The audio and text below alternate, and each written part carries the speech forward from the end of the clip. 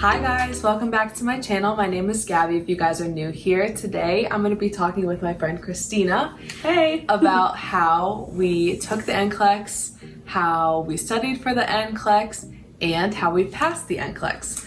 So if you guys are interested in that, go ahead and keep watching and we're going to explain to you guys the entire process from studying to taking the test. Okay, so first, when did we start studying? I know for me, I started studying about a month out from my exam. I tested on June 27th, and I started studying around like May 25th or so. But before that, we both had an ATI review session at the beginning of May. That was like a 3-day, really quick review, and our school offered it because we do ATI. Same thing for me. About a month ahead, I started like really studying for the test. But before that, I did probably a couple weeks up to a month of just random questions on UWorld. And that's because I didn't have a test date. So I was just kind of doing random things to like be productive and keep my mind refreshed until I was waiting to get a test date and really get into my study plan. Okay, so next is how did we study? So as I mentioned before, when I purchased UWorld, I started doing the random questions, like 75-ish per day. And then when I got a test day, I actually made a schedule, which I will pop in a video of that now. So I divided that up between sections that I was doing each day and the supplemental reading that I was doing alongside that. So if I was doing cardiac questions, I was also reading the cardiac pages and so on. In the reading I did in this book, this is the ATI comprehensive book. This book is super awesome. It's very summarized. I mentioned it also in my other video, how I'm studying for the NCLEX, if you guys want to go check that one out. Alright, so for me, I basically did the same thing, UWorld in the pink book, but I also did some other supplementary things on the side. I'm a big Kathy Parks fan, so I have a couple Kathy! I have a couple of her note cards that I purchased throughout the years. I used the med-surg cards that she offers, and I also used the farm cards that she offers, which are so important because I actually suck at farm, and this is just like the meat and the potatoes of what you need to know for farm. So I used these to kind of supplement on the side. I also went ahead, a friend suggested this, I bought this Kaplan nursing book. To be honest, I didn't use it that much because I didn't have a ton of time. I started to run out, but this book is really good for test taking strategies. It has a ton of like practice questions, and before you take the practice question, it says how you're going to take it in terms of like a different test strategy. So it's definitely a good resource if you have a lot of time, but if not, I wouldn't stress out too much about this one. A side note about the Kathy Parks cards, Christina, as well as a bunch of other of my friends in nursing school, bought those. Also, she has free videos online. If you guys want to check that out, I will definitely link those down below because she's super helpful. Okay, so what were the benefits of how we studied? For me, I would say UWorld was really helpful because it really enforces those critical thinking skills that you're going to need on the NCLEX. And also it's the exact same format as the test itself. Yeah. So when you're taking it, you feel comfortable because you've been sitting in your house doing it over and over again, so it looks the same when you get to the testing center. Beyond that, I really like Kathy Parks just because it was a really quick refresher. It's kind of difficult to go over everything that you learned in nursing school, so the Kathy Parks note cards and videos were super helpful for that. But if you want more of like an in-depth type review, I really benefited from the Registered Nurse RN YouTube videos. She's a YouTuber that goes over, she has a whole NCLEX review on different diseases and fundamental skills that you'll need.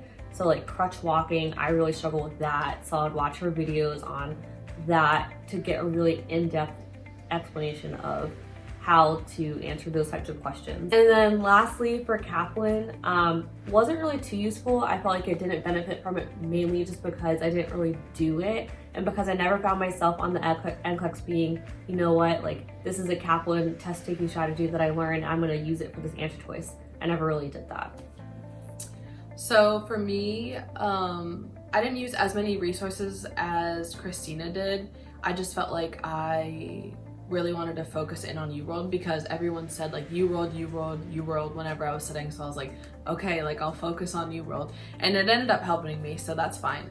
But the biggest benefit I'd say is really like sectioning off what I was doing. So like I mentioned before, I made that calendar and it really helped me to kind of like check off all the boxes. Like, okay, I finished cardiac, I finished respiratory, I finished peds, I finished OB. So it was really nice for me to kind of see like how much I had gotten done and how much I needed to do. So I was able to utilize my time the best that I could. So next, what did we dislike about how we studied? I have 2 points for this one. One, I wish that I would have done a calendar earlier or like made my checklist earlier so that I was able to go section by section. I liked doing the random questions because it kind of got me through the question bank a little bit faster in the beginning. But if I had studied, or if I had started studying with the different sections laid out, it would have been a lot more organized. So I wish I had done that. And then also UWorld has 2 modes, timed mode and tutored mode. In tutor mode, I started out with that, and you see the rationales of every question after every single question. So it's more like a practice. And then timed mode is where you're actually like taking a test and you see all the answers and how you did afterwards. I started out with tutor mode and ended with time mode. I wish I would have started out with timed mode the entire time. Tutor mode takes so long, and I personally got really discouraged when I was taking the test. Because I would say, oh, I got two in a row wrong, so I'm doing so terribly, and then I would be in a bad mindset for the rest of the test, and probably I did worse because of that. But once I started doing timed mode, it was a lot more like a test. So I was practicing, you know, taking the test, taking that many questions in a row, and then seeing how I did everything afterwards. Going off of like her tutor mode, I did tutor mode at first as well, and this is what become of it. If I learned anything, the worst part about studying for the NCLEX that I wish I never did was taking all of these notes from the tutor mode of UWorld. A waste of time. I highly suggest using the highlight feature on UWorld. You can always, once you get the answer to a question, you can highlight the rationales and mark the question. That way you can go back to it afterwards instead of being a maniac like me and writing all these things. And then the other thing is I was really gung-ho studying for this test. So I studied for about 10 hours a day, which is crazy. I really wish I had taken the time to have mental breaks and to really just maybe take about 4 hours a day, 3 hours a day, just to kind of do some light studying instead of cram it all every single day. Yeah, I definitely agree with Christina. We studied a little bit differently. We didn't study together every single day, but I definitely, like, my physical health declined. Like, I was so sedentary. Yeah. Like, I sat on my butt. Pressure ulcers. I sat on my butt every single day and just studied and didn't really give myself true breaks. So if I were to do it over again, I would definitely give myself more breaks and definitely like get up, get active, because that probably would have helped my mental state also, like making me more focused and happier. So if I were to take the NCLEX again, I definitely would do less time studying per day. I would take less notes. I would use the features on the computer to highlight instead of rewriting the rationales. And then lastly, I would just not focus on other people's test dates. I found it really distracting. Every time someone else would pass or would say like, I moved my test date, kind of getting that into your head can kind of mess yourself up. So make sure to just focus on yourself and say, this is my timing and what will be, will be. I agree with Christina on all the points she made. Additionally, as I mentioned before, making that calendar in the beginning, splitting up the questions and the pages per book, and maybe doing those random questions at the end. I would definitely be more active instead of sitting on my butt all day. And then 3, I definitely would have made a more emphasis to study pharm before I started studying for the NCLEX, like in nursing school. I kind of blew pharm off because on the floor you're able to look up a lot of medications, so it's not pointless, but you need to know like your crucial meds, and then a lot of them you can look up. But on the NCLEX and in other tests, it's really crucial to know pretty much all the medications. So I got really stressed going over the NCLEX, like studying and being like, oh my gosh, I don't know any of these medications.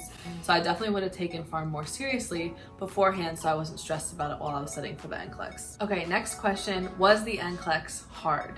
So personally, yes and no for me. Yes, in the sense that there was a lot of like uncommon things on there, like a lot of topics that I didn't necessarily review, or like super specific things that I was like, oh my gosh, I don't know what that is. But the questions themselves, I didn't find them super difficult, as in like critical thinking. I actually thought that the UWorld questions were a little bit harder in ways. So when I walked into the NCLEX and I saw the questions that I had, I was like, oh, okay, like this is a level that I understand and I know how to answer these questions using priorities, ABCs, all that good stuff. So I didn't think the questions themselves were hard, but some of the topics I was like, I've never seen this before, so like what the heck? Yeah, exactly what Gabby said. The thing that makes the NCLEX hard, per se, for me, is that it's just things that you don't typically review, like not the basic nursing diseases and prioritization questions, like really specific questions is what they'll have. Yeah, that's what made it difficult. And then also the mental game of thinking like, is this a hard question or an easy question? Because you're trying to gauge if you're making that competency level. And so that's what kind of makes it hard, because it's a mind game. So I would just advise that just take the question and move on. Don't think about if it's a hard or an easy question, because what you might think is a really easy question is actually a really hard question in their book. And then lastly, I would say that it's pretty common, at least for myself. I don't know so much of it for Gabby, but you kind of like you failed afterwards. It's the worst feeling. I took my test on a Saturday, and so I felt like I literally bombed. Like I was just convinced. It's so crazy how convinced you'll feel that you just bombed the test, because it was just such random stuff. But I promise you, you probably most likely didn't fail. It just makes you feel like that because it was just such random, bizarre things, and you were using your critical thinking skills to get to an answer choice that makes no sense. Agreed. So how was our test day experience? I know for me, I was a bit nervous, probably really nervous. Just a little bit. But I had turned off my phone 48 hours prior to my test because I didn't want to be distracted by social media or text message or anything. So I had my mom drive me to the test center so that we could use her phone for directions. Once we got there, it was super smooth. You had to wash your hands before you went in. Basically like a general testing center that you would take at school for an ATI or a HESI exam. In addition to that, I only took 60 questions for right now because of the coronavirus. The NCLEX has changed, so you have a minimum of 60 questions and a maximum of 130. So after that 60 questions kind of hit, that's kind of when the, oh my gosh, I failed hits in. After that point, I was kind of a mess, but the testing day in general is really smooth. Yeah, I would agree. It was a pretty like similar experience to Christina's, and then also like she mentioned with our ATI proctored exams that we took throughout school, the testing center was like super similar to that. Like you go in there, you give them your ID, you lock everything else in the locker, you bring your ID and your locker key with you. They like pat you down, make sure you like roll up your sleeves, make sure you don't have any like anything to cheat with kind of thing. And then you sat down in a super quiet room and took your test. So it was like comforting knowing that like this wasn't like a new process for us, at least. They also, Christina took her test 2 days before me at the same testing location. So I took a test drive the day before and I asked her like, this is the building, right? Like this is where you go in. She's like, yeah, just go in, go to the left. And I was like, okay, awesome. She's like, make sure you wash your hands. And I don't know, you gave me like one other piece of advice. So when I walked in, I knew like exactly where to go kind of thing. So that gave me more comfort. So if you have a friend that you're either taking it together with them at the same location, like on the same day, walk in together, or if someone took it at that same testing location before you, ask them like, hey, like, what do I do when I get inside? Because this is like a brand new building and you want to like not be stressed before you even sit down for the test. All right, last question. How long did it take us to get our results? So for me, I tested on a Monday. So the quick results are supposed to be available in 48 hours. However, everyone from our program has been able to get their results within 24 hours for some reason. So I got mine 24 hours. So I took mine 8 a.m. on Monday, got my results 8 a.m. on Tuesday. My license number popped up, said I passed, blah, blah, blah. So that was super exciting and non-stressful compared to... I will just say, please do not take your NCLEX on the weekend. If possible, yeah. If you can. I was crazy. I was trying to move up my test date and I found a test date on a Saturday and I was like, you know what, it won't be that bad. I had to wait 48 hours to get my test results back, and I know you guys might be thinking like, oh, boo-hoo. It is the longest 48 hours of your life waiting to see if you passed or not. I literally did not sleep that Saturday night and that Sunday night until I got my test results on Monday. So if you could take it during I would say Monday through Thursday, I wouldn't even touch Friday. That would be great. That way you could possibly get it within 24 hours, but taking it on the weekend just seemed awful. Yeah, the 24 hours were really bad, so I cannot even imagine the 48 hours. That must have been crazy. Yeah. Alright guys, that is the end of our video. Thank you guys so much for watching. I hope that you enjoyed. If you did, please give this video a thumbs up and subscribe to my channel if you'd like to see more videos from me.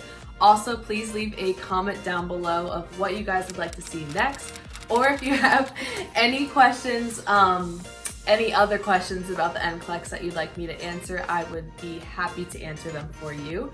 Thank you, Christina, for making this video with me. I hope that we helped you guys and that this was an enjoyable video for you guys.